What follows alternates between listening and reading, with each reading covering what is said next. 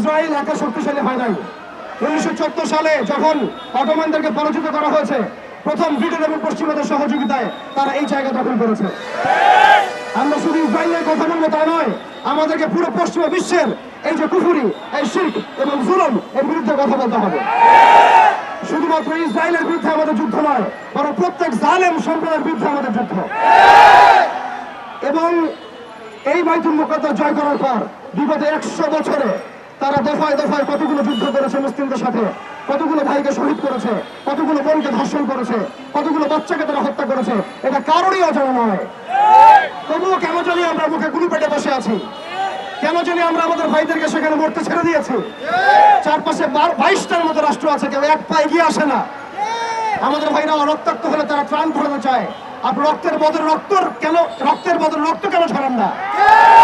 বাইতুল মুকাদ্দাস বিজয় করার জন্য সশস্ত্র জিহাদ ফি সাবিলিল্লাহ ছাড়া আমাদের সামনে কোনো রাস্তা খোলা নাই।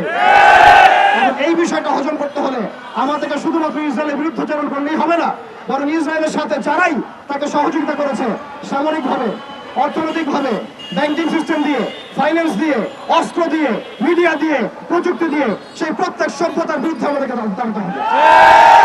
সেই প্রত্যেক জনগোষ্ঠীর বিরুদ্ধে আমাদেরকে দাঁড়াতে হবে। এবং আমরা জানি এই সাপের মাথায় আমেরিকা। আপনারা কি সংবাদ প্রচার করতে পারবেন এই সাপের মাথায় আমেরিকা? আপনারা নিজের অনেস্টলি বলেন, ইসরায়েলকে বোম দিয়েছে কারা? আমেরিকা। অস্ত্র দিয়েছে কারা? আমেরিকা। জনবল দিয়েছে কারা? আমেরিকা। ধর্ষণের লাইসেন্স দিয়েছে কারা? আমেরিকা। জেরুজালেমকে স্বীকৃতি দিয়েছে কারা? আমেরিকা। কারা অটোমানদেরকে ডিফিটের সময় ইসরায়েলের পাশে ছিল? আমেরিকা। কারা আরব ইসরায়েল যুদ্ধের সময় ইসরায়েলের পাশে ছিল? আমেরিকা। কারা দফায় দফায় ইসরায়েলকে সামরিক সহযোগিতা দিয়েছে? আমেরিকা। এর পাশাপাশি কারা পেট্রোডলার চুক্তির মধ্য দিয়ে ইসরায়েলকে আজকে শক্তিশালী করেছে? আমেরিকা। অতএব এই সাপের মাথায় আঘাত করতে হবে। আমরা বলছি আমরা পদচারণা করলে ইসরায়েল ফেসে যাবে, কিন্তু আল্লাহর কসম আমরা এখন পর্যন্ত বাংলায় এতটা শক্তিশালী হতে পারি নাই যে আপনি এখন আমেরিকার কনসুলেটের সামনে গিয়ে বিক্ষোভ করবেন। আমরা যদি এই বিষয়গুলো কথা বলি, আমাদেরকে চাপ প্রয়োগ করা হচ্ছে, আমাদেরকে বলা হচ্ছে আমেরিকা বিরোধী কথা বলবেন না। মানে আপনি ইসরায়েল বিরোধী কথা বলছেন, কালিমার পতাকাকে সরাই দিচ্ছেন, আবার আপনি এদিকে আমেরিকার দাসত্ব করছেন, তার সাথে বন্ধুত্ব করছেন। এই ভনিতা দিয়ে, এই মুনাফিক আচরণ দিয়ে বাইতুল মুকাদ্দাস জয় করা হবে। আপনারা পরিপূর্ণরূপে সত্যের পক্ষে আসেন। যারা আমাদের শত্রু তাদের বন্ধু কখন আমার বন্ধু হতে পারে না। যারা আমার স্পষ্ট শত্রু তার বন্ধু কখন আমার বন্ধু হতে পারে না। এটা আমার কথা নয়, আল্লাহ রাব্বুল আলামিন বলেছেন, লা তাত্তাখিযুল ইয়াহুদা ওয়ান নাসারা আউলিয়া, তোমরা ইহুদি এবং নাসারাদেরকে পশ্চিমকালেও বন্ধুরূপে গ্রহণ করো না। বা'দুহুম আউলিয়াউ বা'দ, এরা একে অপরের বন্ধু। এটা আমার কথা না, আল্লাহ পাকের কথা। আপনি কি আল্লাহর কথাকে ডিনাই করবেন? দেখুন, তারা জায়নিস্ট মুভমেন্ট গঠন করেছে, আমরা এখন ঐক্যবদ্ধই হতে পারি নাই। তারা সারা বিশ্বের অর্থনীতি নিয়ন্ত্রণ করছে, আমাদের বিকল্প অর্থনৈতিক ব্যবস্থা দাঁড় করাতে পারছে না। তারা ইউনাইটেড নেশনস ফর্ম করেছে, যেটা একটা ফেইলিয়ার অর্গানাইজেশন। এর বিপক্ষে আমাদের মুসলিমদের একটা ঐক্যবদ্ধ প্ল্যাটফর্ম আমরা দাঁড় করাতে পারি নাই। তারা আইএমএফ গঠন করেছে, ওয়ার্ল্ড ব্যাংক গঠন করেছে, এগুলো দিয়ে তারা তহবিল দিয়ে ইসরায়েলকে সহযোগিতা করছে।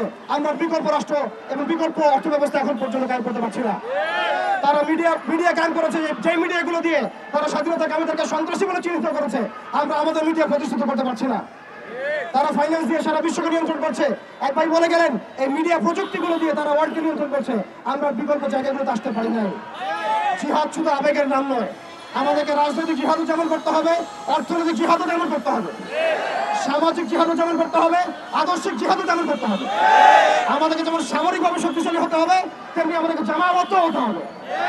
যতক্ষণ পর্যন্ত আমরা বাংলার জমিনে একটা শরিয়া এবং ইমান রাষ্ট্র কায়েম করতে পারছি না, ততক্ষণ পর্যন্ত আমরা আন্তর্জাতিক মহলে ওদেরকে চাপে রাখতে পারবো না।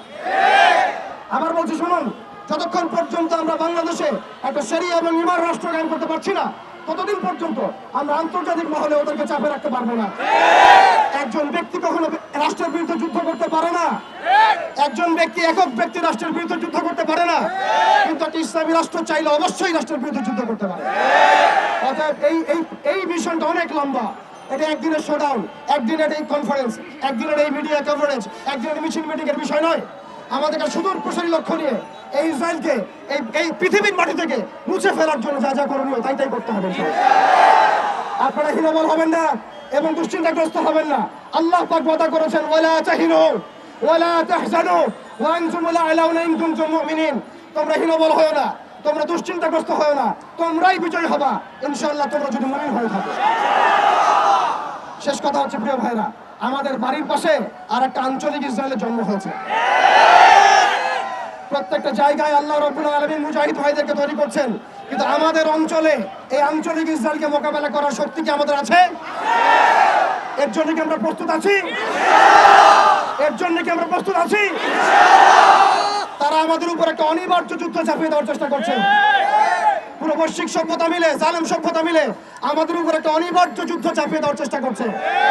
আপনি যতই সুশীল সাজার চেষ্টা করেন, যতই ভালো মানুষ সাজার চেষ্টা করেন, যত ইনিয়ে বিনিয়ে এড়িয়ে যাওয়ার চেষ্টা করেন, আপনি অনিবার্য কনফ্লিক্ট এড়াতে পারবেন না। অতএব প্রিয় ভাইরা, তাওহীদি জনতা, আমাদেরকে প্রস্তুতি গ্রহণ করতে হবে। এই প্রস্তুতি শুধু আবেগের নাম নয়, আমাদেরকে বুদ্ধিদীপ্ত প্রজন্ম তৈরি করতে হবে। আমাদেরকে ইমানের শিক্ষায় শিক্ষিত হতে হবে, আমল ঠিক করে ফেলতে হবে, আখলাক ঠিক করে ফেলতে হবে, আকীদা ঠিক করে ফেলতে হবে। মনে রাখবেন, বিভ্রান্ত আকীদার মানুষের দ্বারা বিজয় লাভ করা সম্ভব নয়। সাময়িক একটা ভাইব ক্রিয়েট করা সম্ভব, কিন্তু প্রকৃত বিজয় অর্জন করা সম্ভব নয়। আমাদের ঐক্যবদ্ধ হতে হবে, হালালে থাকতে হবে, আমাদেরকে জাতিগত ঐক্য তৈরি করতে হবে। বাংলার জমিনে যে মুসলিম ভাইরা কাজ করছেন, সবার সাথে ঐক্যবদ্ধ হবে আমরা আমাদের মিশনের মানে এগিয়ে যাবো ইনশাআল্লাহ।